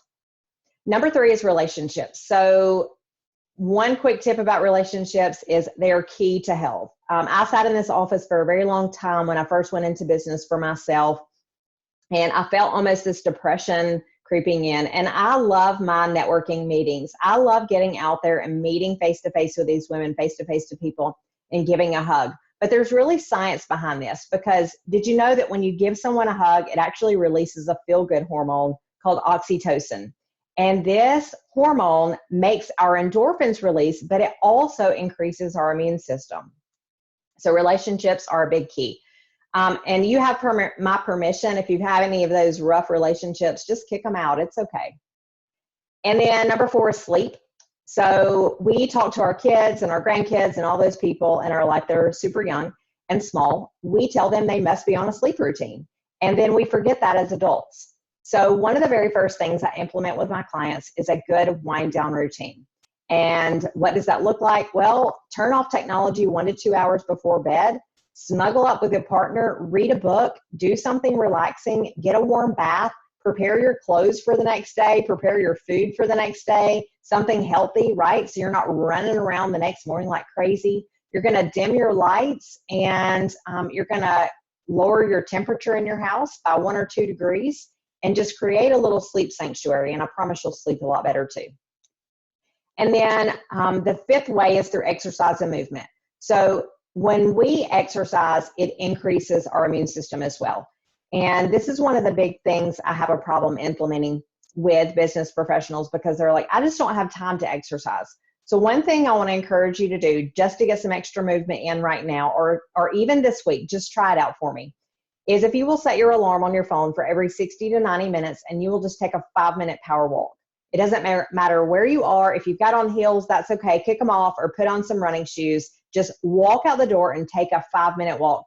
I know for me, even if I'm doing some work and I take a break and I can't go outside because it's, raining or cold or whatever, I'm just being a wuss for the day, then I'll take a few laps around my kitchen, and it absolutely energizes me, because we can walk away from those tasks that we're doing every day, those repetitive tasks, and we can really kind of kick that creativity back into gear, but it also increases our energy naturally to keep going and motivate us, and it boosts our immune system.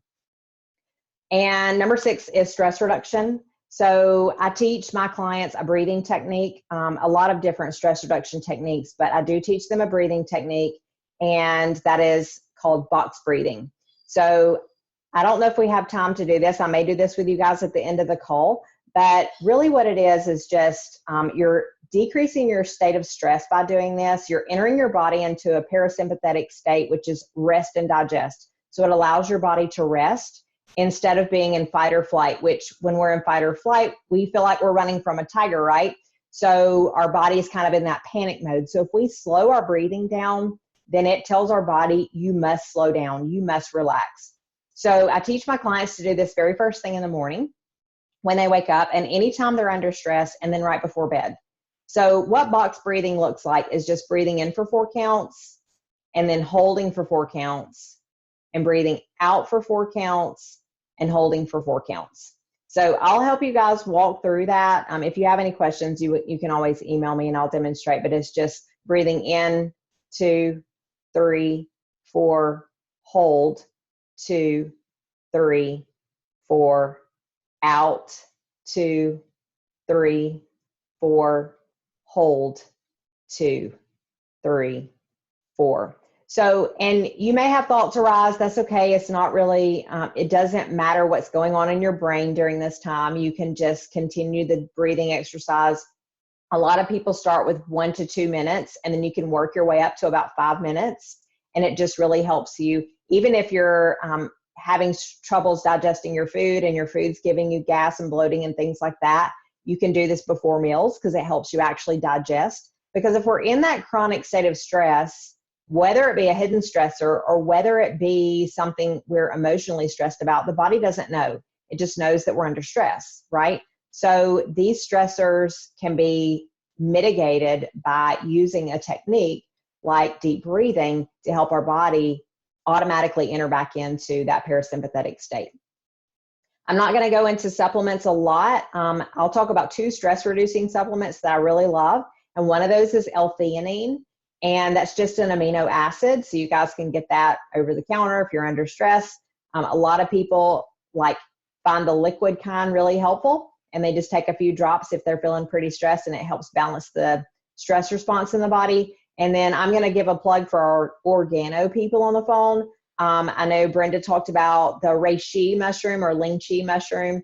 That is a great adaptogenic herb, and it just balances you out. So that's another great stress reducing herb that I use in my practice every day. And then the last one is toxin removal. And I won't go into detail a ton about this, but I talk a lot about toxin removal in the form of physical toxins, which I use medical foods a lot of times to do that with my clients, and then mental, emotional detox. And that just means getting rid of the garbage. Remember earlier, I gave you permission to kick those people out of your life if they're not serving you. That is very serious. And a lot of that mental, emotional garbage that we're dealing with every day, that's just an added stressor that's not necessary.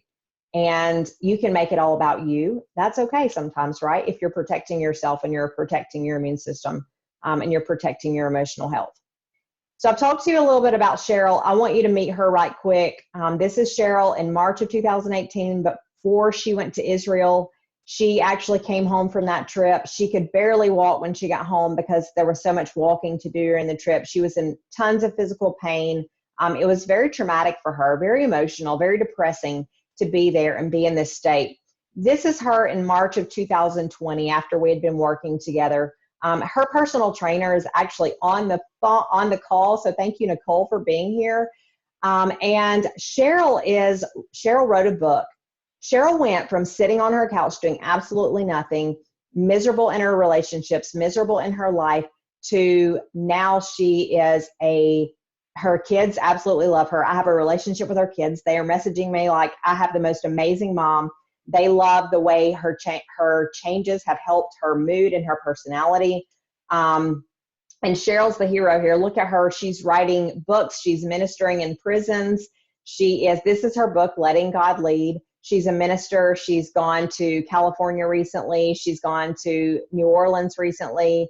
And this would have never happened if she didn't take action in her health. So I want you to know and be encouraged by her story today, because you as a business owner and you as an entrepreneur, you may put health on the sideline, but I promise you, she did not expect all this stuff to happen because she wanted to lose weight that she had not lost in 20 years. That was her goal. She came to me for weight loss. And then after working through and implementing all these strategies in her life, she's been able to really skyrocket her health and everything.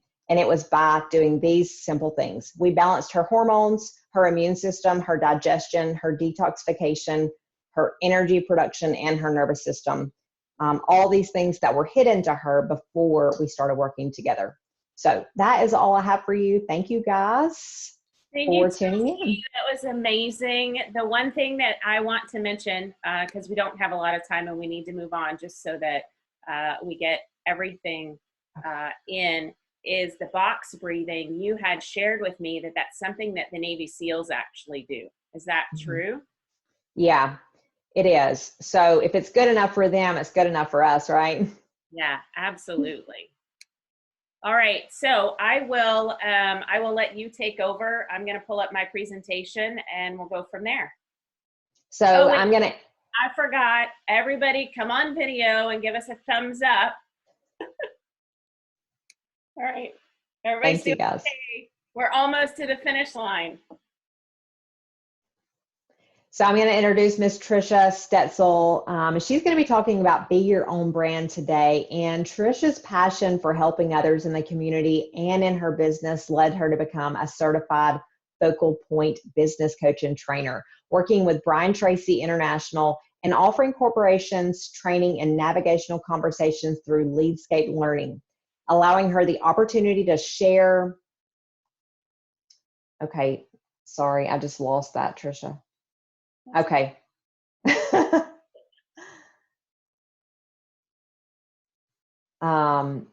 Okay, her business coaching has enabled her the opportunity to collaborate with many business owners, creating positive growth and a heightened sense of community. So I didn't create a special quote for you, Trisha. I apologize, but I will say that Trisha is a great business coach and mentor to me and many of us on this call.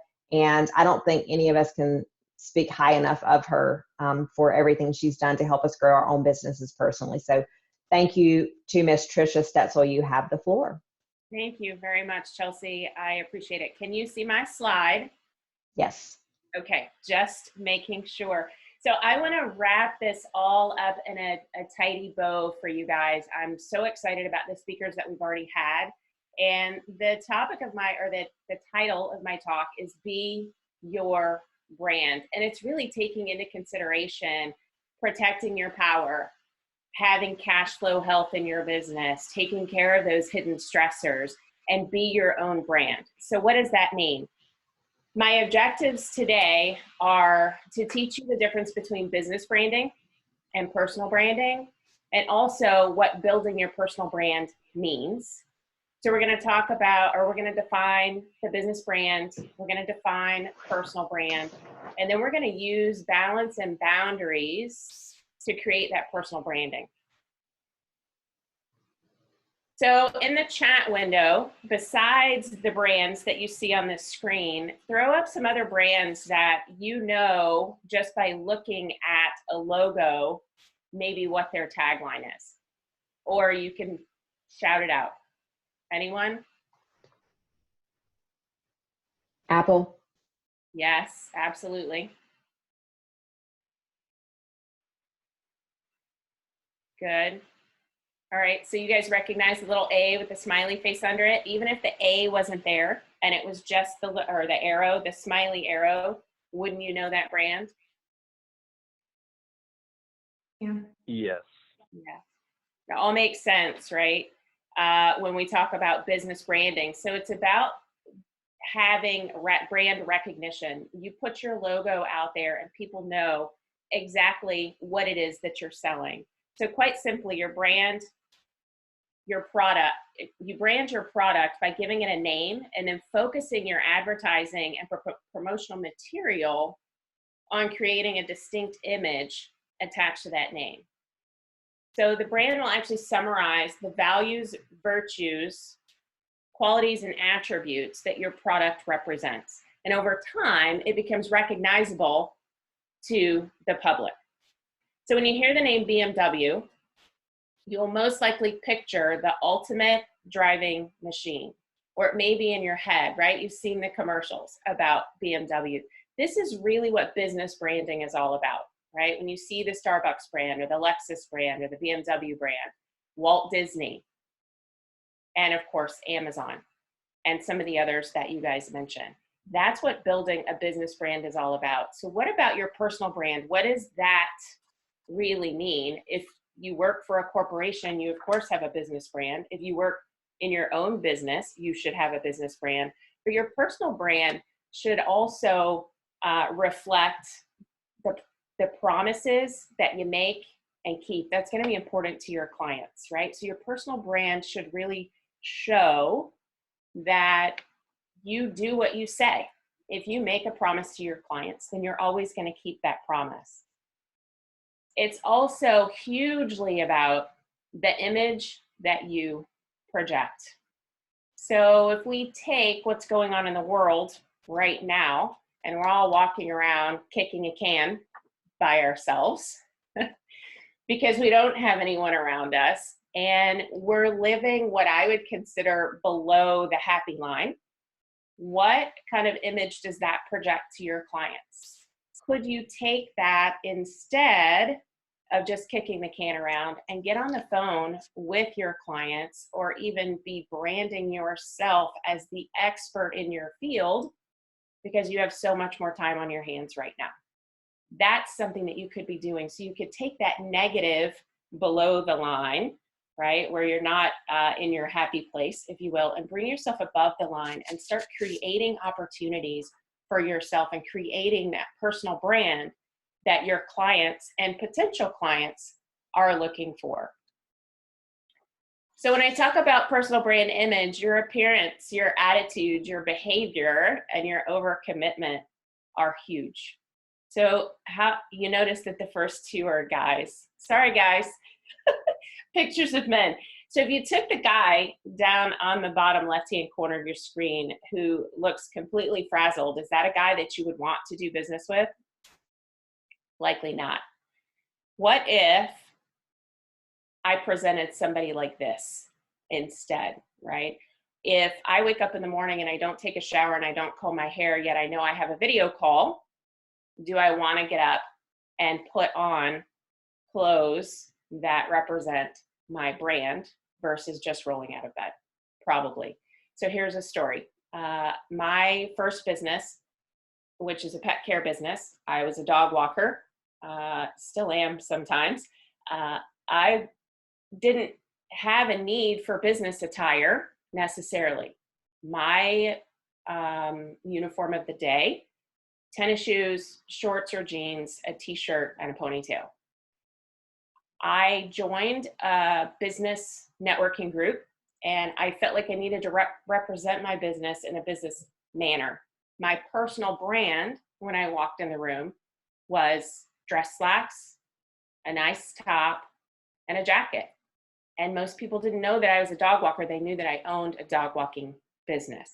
And I'm not saying there's anything wrong with being a dog walker, but I was trying to represent my personal brand as a business owner, if that makes sense. So if I take my bad attitude guy and I turn it into a good attitude person that really shows and represents your personal brand. The same goes with your behavior. You could either be the cranky person on the phone, sitting all by yourself, or you could be the happy lady that's welcoming phone calls from clients, potential clients, and out there branding herself. You could take your overcommitted self, and we'll talk about balance and boundaries in a minute, and turn it into being organized. So is everyone feeling like, wow, maybe I should have got up and taken a shower and put my clothes on today? I'm just kidding with you guys. But I did. I was so excited about today's event. I'll be honest with you, the last few days, I probably was living below the line too. I didn't get up and put on my business clothes because I didn't have any face-to-face or video meetings. So I was really excited this morning when I got to get up and dress like I was going somewhere. And I think that's really important for us right now when Chelsie talked about stressors and the things that are pulling us down.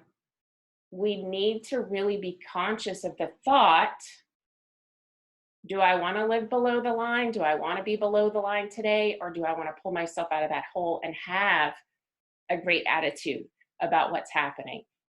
Take the time to breathe. Take the time to exercise. Take the time to do normal things. And if it means that we can't, Chelsie, I'm sorry, we can't hug each other right now, hug a dog, hug yourself, hug your spouse, hug your kids. That will all release the endorphins that Chelsie was talking about. And it's so important that you have that space in your life and stay positive about where your business is at today and present your personal brand in a fashion that you want people to receive you in. All right. Does anybody recognize this lady? Just say yes. Raise your hand. You can type it in the box. As women, we take on a lot of things.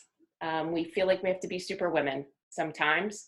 Not only do we have to be good at running our business, but we have to be great mothers, great wives, great sisters, great aunts, great uncles, grandmothers, right? Not uncles, but grandmothers. And we try to do everything that we can to be the best in all of those areas. If I told you that multitasking or being good at multitasking is not a thing, I know we all like to think it is, but we can really only concentrate on one thing at a time. If we present ourselves in this fashion to all of our clients, what kind of personal brand message are you sending to your current clients and your potential clients that are out there? What if you took balance and boundaries and implemented that into your everyday life and you found your chi? And the balance is really about doing the things that are most important to you. The whole idea of work-life balance is, it's, for me, it's not real. There is no work-life balance, especially if you own your own business or you spend a lot of hours at working in a corporation.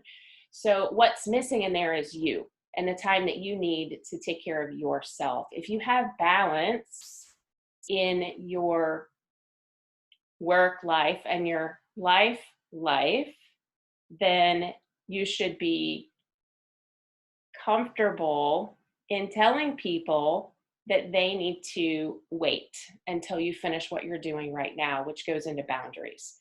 So your balance is finding the things that are important to you and making sure that you're doing them first, right? Basically making a list of importance and taking care of the things that you need to take care of, taking care of the things that make you happy inside so that you can project your personal brand back to your clients, but also having balance in your life. And the boundaries, ladies, if you don't block your calendar to take time for yourself, you should do that now. And gentlemen, thank you for joining us on the call. You should do the same. We all need to practice balance in our lives and our work lives and boundaries that we set for everyone else. When Chelsie said it's okay to get rid of those bad juju in your life, I absolutely agree with her. And that's one of the areas that you want to set boundaries. If you haven't heard it from me or someone else, you become the average of the 5 people that you spend the most time with. Think about that. If you're the smartest person in the room, if you're the fastest, the brightest, the best person in the room, you are absolutely in the wrong room. You need to change rooms. You need to go hang out with people that are going to challenge you and make you better for who you are and help you build your personal brand. So you've got your business brand, which is presenting the values and the virtues and making sure that you do what you say you're going to do in your business. And then you have your personal brand, which is the way you present yourself to your clients. And it doesn't matter whether you own your own business or you're in a corporation environment or a corporate environment, on how you present that personal brand to people. So when you protect your power, when you're in charge of your cash flow and you have good cash flow health and you're taking care of those hidden stressors, you absolutely become your brand. So when you create balance and set boundaries, I'm giving you all a virtual high five, and then you can be your brand. Does anybody have any questions for me about what that looks like? Any questions about balance or boundaries in your business?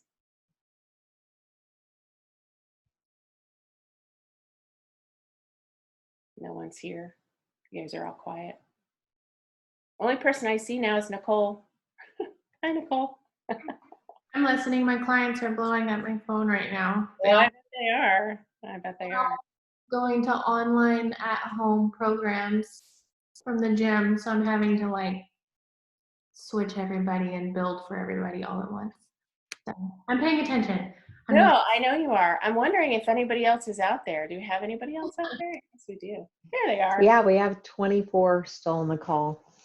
All right. You guys are awesome. I'm here, Trisha. Come on, Trisha. I'm I know. here.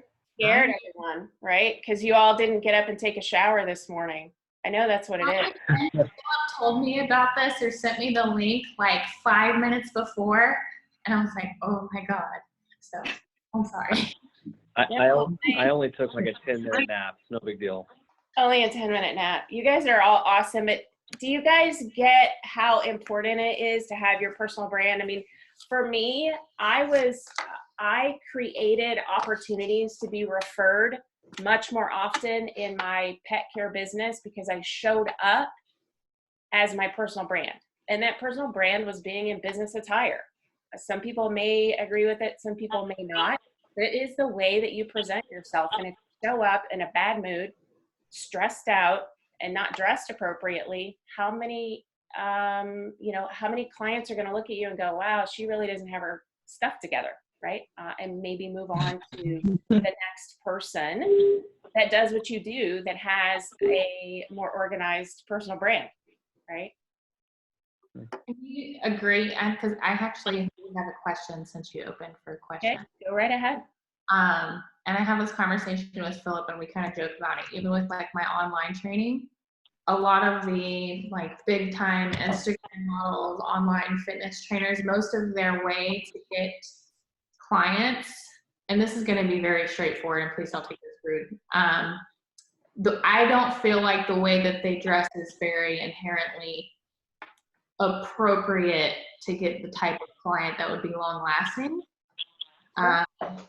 So even with my brand and the way I usually dress, my thought process is like, how do I still look like I know what I'm doing and kind of show off the work without looking like that? So I try to show up in a way where it's like, okay, I still look really good, and the ladies would be like, dang, I want to look like that, without the whole like, that's inappropriate and you're dressed a certain way. Like I guess this isn't a question, it's more or less me agreeing, like there's ways to appropriate, like, this is what I do, and make somebody seem like I would like to have your service without it being making people feel weird or like you're unprofessional. Yeah, absolutely. I think that's a great point, Nicole. And, so let's just take that instance of someone who owns a gym.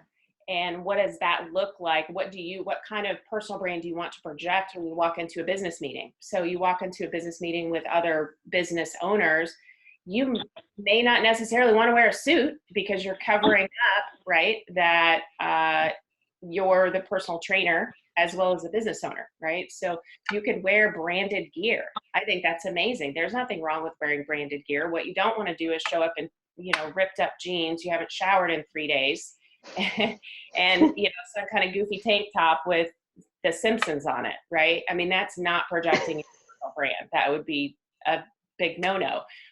So be your brand, show people who you are. I think all of you on the call, if you know me, you know that my personal brand is a smile on my face and a hug, right? I mean, that's what I do. I'm always, always, always in a good mood. And if it means that I got to jump up and down before I walk in the door, then that's what I do, right? And that's my personal brand. That's what I try to present to the public, right? To my clients and to potential clients. All right, I know we are just a few minutes away. I hope that everyone got something out of this. I know not every speaker may have resonated with every participant, but we appreciate you all showing up and being here today. Erin, fantastic job with Protect Your Power. Edith, Cash Flow Health. Chelsie, Hidden Stressors. You guys are all amazing speakers. I appreciate you taking the time to do that today. We have a $20 Amazon gift card to give away. I know, yay. All right, here we go. One more. You have to be present to win. All you people who are on mute. All right.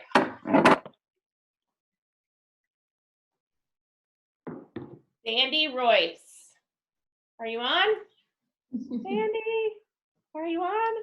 Does anybody? I don't think she is. I'm looking through. Okay, look at. Nope. Try again. One more time. Let's see. All right. Tina Paulus. Tina was on. Let me see. Tina, are you still on? I am. She is. Thank y'all. Yay! Woo! You got the $20 gift card. I will, for those of you who won gift cards, I'm going to reach out to you for everyone again for joining us today. The contact information for each of the speakers is on this screen right now. Our next women's event is scheduled for June 19th. The way the world is happening, I don't know what that's going to look like yet, but we do have a date set. It's going to be on a Friday. Maybe it'll be easier or hopefully it'll be easier for folks to join us. I also want to let you know that the speakers and I have talked about setting up a Facebook group for this group. So be on the lookout for that message. The recording will come to you, or a link to the recording will come to you, and we'll also be sending out an online feedback form. If you guys would give us some feedback, be nice. It's our first time with the technology. It's really more about the content and what you guys want to see the next time we do this in June. Anything from Chelsie, Edith, or Erin? No, thank you so much, everybody, for coming and listening and just being patient with us. It was an awesome presentation. Everybody, Chelsie, Trisha, Edith, thank you again for presenting as well, and for everybody for attending. It was nice to meet all of you virtually. Thank you. Yay. All right, over and out. Thank you, guys. Thank you.